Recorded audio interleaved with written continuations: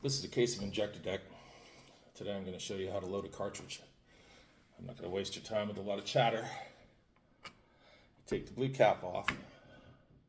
You take the black restrictor off, which has metered holes in it to guarantee these two dissimilar liquids enter the mixing tip together at the same rate.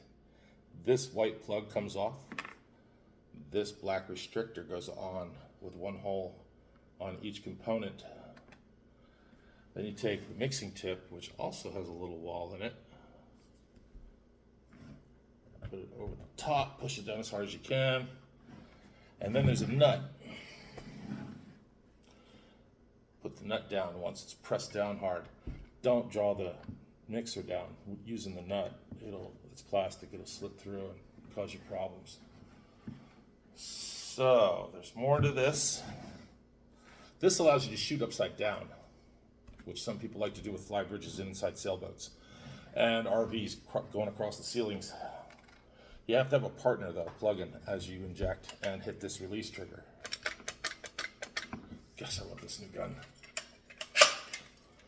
You take the cartridge and make sure that those two pistons end up in these rams on the cartridge by wiggling it and centering it, touching it. They look pretty good. And this is a loaded Inject-A-Deck gun. You have your hole pattern drilled about 10 inches apart if you're doing a deck. If you're doing a side of a hull and filling a cord hull, the open space in there, it's just about a half an inch. I go 35 feet down a C-ray, drilling holes every 2 feet apart, and 3 going up. So they'll have 15 rows of 3 for one side, and the same thing on the other. And this one box pretty much does it, and you're back out on the water in a few hours. And that tiny little number 10 hole that you have to plug, use your favorite epoxy. The release trigger is your best friend before you move to the next hole. I use pencils because the 3/16 drill bit and a pencil to prevent that liquid from coming right out of the drill hole and make it go knock down a few walls first, then pull the pencil out and relieve the pressure. The reason why this doesn't expand the deck is because it's not that violent of a foam of a reaction. And also that you have multiple holes drilled, more than 3 usually. I use 5 on a 2 by 2 foot square area, 1 in the middle, and then 4 at the poles, north, south, east, and west, 2 inches off the hard edge.